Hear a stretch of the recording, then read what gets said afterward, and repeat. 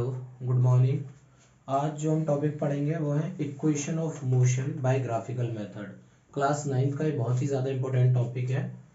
Equation of motion by graphical method.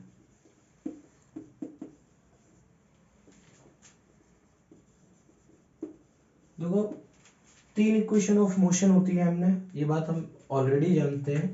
ये होती है v is equal to you plus A T, S is equal to U T plus half A T square, और third होती है हमारे पास v square is equal to U square plus two A S. अब यहाँ पे v और u है फाइनल और initial velocity, t obviously time है, और ये है एक्सेलरेशन। एक क्वेश्चन है मेरा, पहले हम 5th क्लास में 6th क्लास में ऑलरेडी पढ़ रहे हैं कि speed is equal to distance upon time. तो फिर ये सब फॉर्मूलाज पढ़ने की हमें जरूरत क्या पड़ी? v is equal to you plus A t, इन सब की जरूरत क्या पड़ी? देखो, वहां पे जब हम 6th क्लास में 7th क्लास में जो इक्वेशंस पढ़ रहे थे हम, वो थी नॉन एक्सेलरेटेड टाइप मोशन। अब हमारे पास जो नई चीज आई है पिक्चर में वो है एक्सेलरेशन। हम एक्सेलरेटेड मोशन पढ़ रहे हैं, इसलिए हम इक्वेशन पढ़ रहे हैं। अब ये जो तीन इक्वेशन है हम इन्हें डेराइव करेंगे बाय ग्राफिकल मेथड। अब उस ग्राफिकल मेथड से ड्राइव करने से पहले मैं तुम्हें एक दो चीजें बता देता हूं। जो फर्स्ट इक्वेशन है वो इंफॉर्मेशन दे रही है हमारे पास किसके अबाउट? वेलोसिटी के अबाउट। याद रखने के बाद, जो फर्स्ट इक्वेशन है वो किसके बारे में बता रही है? वेलोसिटी के बारे में। सेकंड इक्वेशन किसके बारे में बता रही है? डिस्प्लेसमेंट के। और मोर ओवर थर्ड इक्वेशन भी वेलोसिटी एंड डिस्प्लेसमेंट के बारे में बता रही है, पर डिस्प्लेसमेंट भी एक वहां पे टर्म है। अब देखो, ये डेराइव करने के लिए हमें ग्राफ ड्रॉ करने की जरूरत पड़ेगी। अब वो जो ग्राफ ड्रॉ करेंगे हम, वो किसका ड्रॉ करेंगे? वो ड्रॉ करेंगे हम VT curve, velocity versus time curve draw करेंगे। बात आ रही है समझ में? वेलोसिटी वर्सेस टाइम कर्व बनेंगे। मान लो ओ पॉइंट से इसने, ये कोई पॉइंट है ओ, ऑब्जेक्ट ने अपना मोशन स्टार्ट किया इस तरीके से।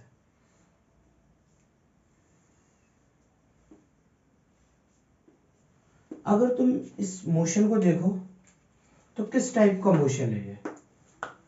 वेलोसिटी वर्सेस टाइम कर्व पे ये जो लाइन है ये है यूनिफॉर्म एक्सेलरेशन का मोशन। कैसा मोशन है?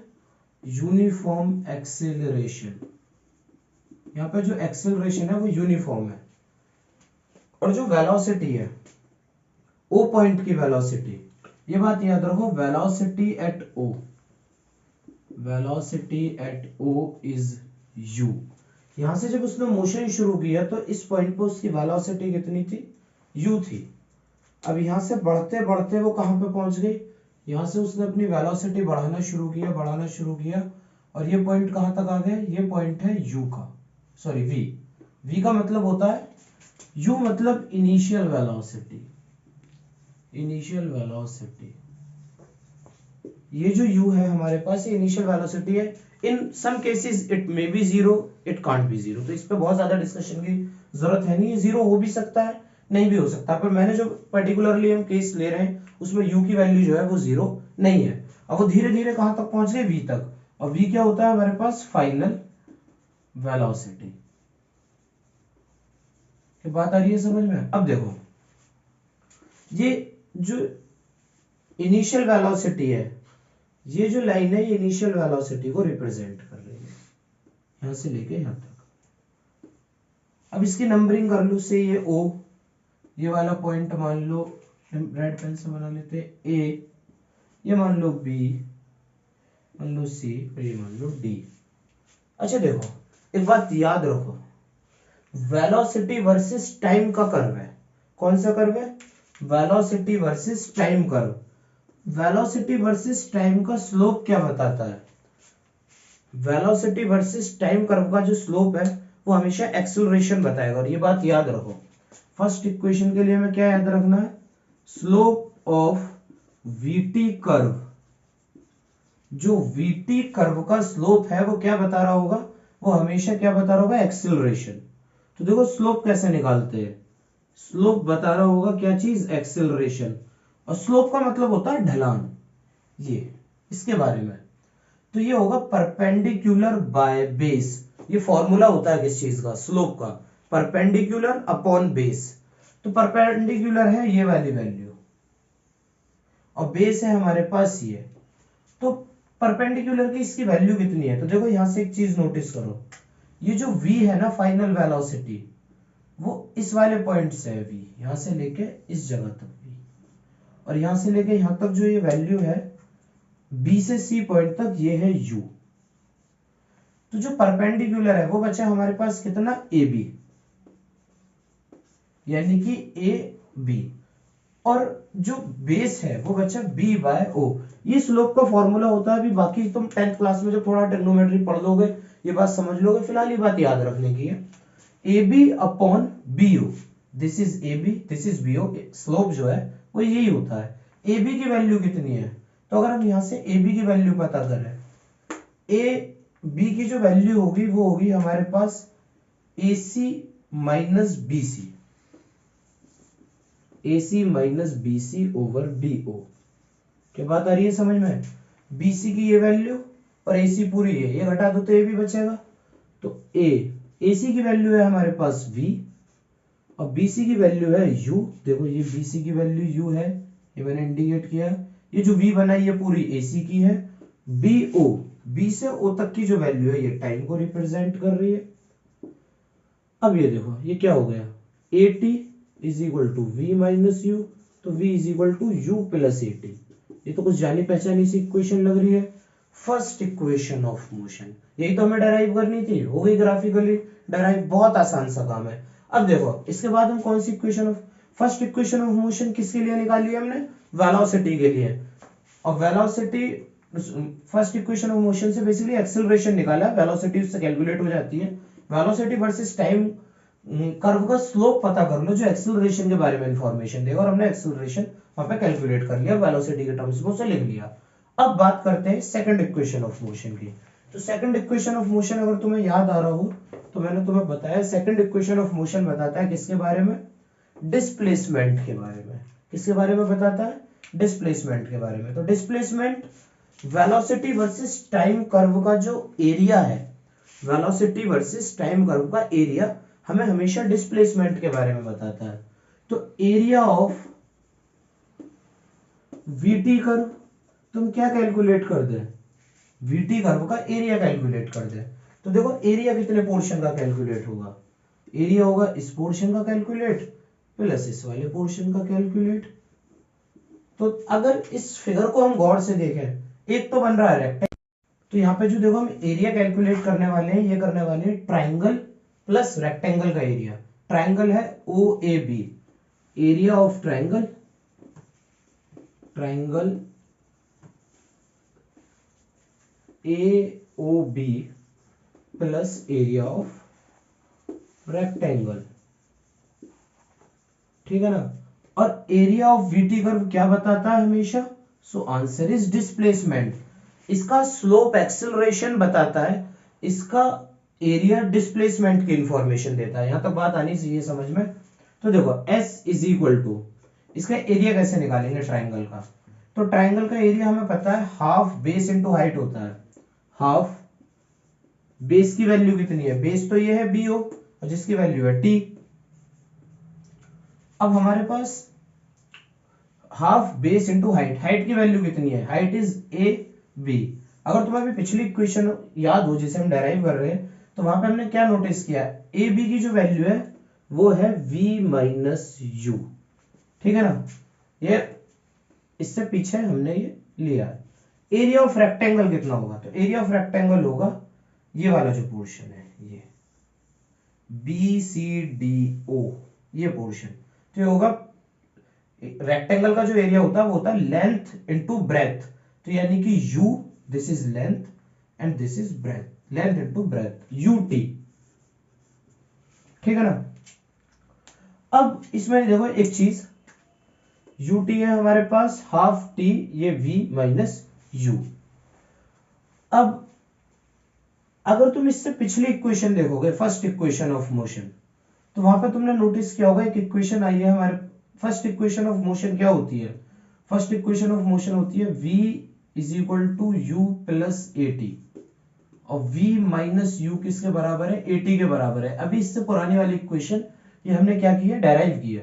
तो v माइनस यू की वैल्यू कितनी आई है जी, 80। तो इसकी वैल्यू कितनी पुट कर दें, 80। s is equal to half t, इसकी जगह लिख दो 80। कहां से लिखा ये बात, चाहो तो तुम पीछे दोबारा से वीडियो को देखो, समझ सकते हो। v minus U from the first equation of motion is equal to 80 plus ut। So equation will become ut plus half A T square. बढ़िया, कुछ ये फैमिलियर सी लग रही है equation.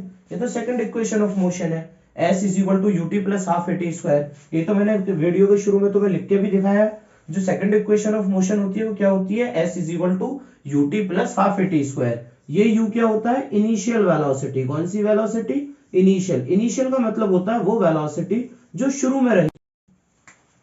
a is here acceleration as we know, और t is time. तो ये हो गया हमारे पास second equation of motion. Same format में अब हम करेंगे third equation of motion derive. देखो तुम्हें मैं एक चीज बता दूं, second first equation of motion के लिए हमने क्या पता किया, दोबारा से बता रहा हूं मैं, slope. Second equation of motion के लिए क्या डेराइव किया गया, हमने एरिया, क्या फाइंड किया, area. Third equation of motion के लिए भी हम एरिया ही पता करेंगे। क्या पता करेंगे, एरिया। तो तुम्हारा सवाल होना चाहिए एरिया तो हम सेकंड इक्वेशन ऑफ मोशन में भी फाइंड कर चुके हैं, तो हम फिर थर्ड इक्वेशन ऑफ मोशन में क्यों फाइंड कर रहे हैं। लेकिन एरिया इस बार अलग तरीके से फाइंड करेंगे। किस अलग तरीके से, अगर तुम इस पूरी फिगर को देखो, डी ओ ए सी डी, इस पूरी फिगर को, ये पूरी की पूरी फिगर, ये पूरी फिगर, तो क्या ये एक ट्रेपेजियम है या नहीं है। इस पहले हमने ट्रायंगल प्लस रेक्टेंगल का एरिया निकाला, इस बार पूरे ट्रेपेजियम का एरिया निकाल देते हैं। तो और वो एरिया हमेशा क्या बताता है, पीछे मैंने बताया क्या, डिस्प्लेसमेंट। तो डिस्प्लेसमेंट क्या होगा, एरिया ऑफ ट्रेपेजियम। ट्रेपेजियम, तो देखो एरिया ऑफ ट्रेपेजियम का फॉर्मूला तुमने मैथ्स में पढ़ा होगा, नहीं पढ़ा हो तो मैं वापस से याद दिला दे रहा हूं। Half sum of parallel side into height, ये होता है हमारे पास डिस्प्लेसमेंट का, सॉरी, एरिया ऑफ ट्रेपेजियम का formula, half sum of parallel side into height. और एरिया हमेशा वीटी कर्व का क्या बता रहा होगा, डिस्प्लेसमेंट। ये बात दिमाग में याद रखो कि जो वीटी कर्व का एरिया है वो हमेशा डिस्प्लेसमेंट ही बताएगा। देखो आगे, सम ऑफ पैरेलल साइड हाफ, इसमें पैरेलल साइड कौन सी है, देखो ये और ये तो पैरेलल साइड हो नहीं सकती है, ये तो साफ दिख भी रहा है, ये पैरेलल साइड थोड़ी है, ये पैरेलल साइड से। तो ये वाली जो पूरी की पूरी साइड है कितनी है, ये पूरी साइड यहां से लेके यहां तक फाइनल v है, और ये यहां से लेके यहां तक कितनी है, u है, लिखा हुआ है। तो ये हो गया v प्लस u। हाइट कितनी है इन दोनों के बीच में, ये तो height is t, t is the height. बात आई समझ में, s की वैल्यू किसके बराबर आ गई, half v plus u into T. अब देखो इसी इक्वेशन पे, ये कौन सी इक्वेशन है, फर्स्ट इक्वेशन ऑफ मोशन। इसका यूज मैंने सेकंड इक्वेशन में भी किया, थर्ड में भी करूंगा। t की वैल्यू कितनी है हमारे पास, अगर गौर से देखी जाए तो t की वैल्यू आ जाएगी v माइनस यू बाय ए।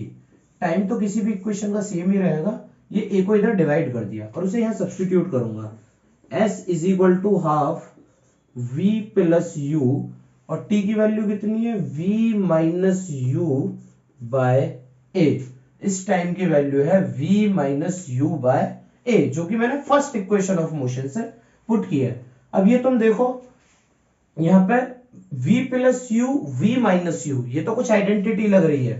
कौन सी identity, a plus B, a minus B. तो क्या होता था ये, a square minus B square, a plus B, यहां पे लिख दे रहा हूं मैं, a plus B, a minus B. ये कुछ कुछ पहचानी पहचानी सी आइडेंटिटी लग रही है, a plus B, a minus b, a plus B, a minus b, a square minus B square, तो v square minus you square. तो s is equal to v square minus you square upon 2 into a. इस 2a को इधर ले आएंगे तो कितना हो जाएगा, 2as is equal to v square minus you square. And this is what, third equation of motion. तो हमने तीनों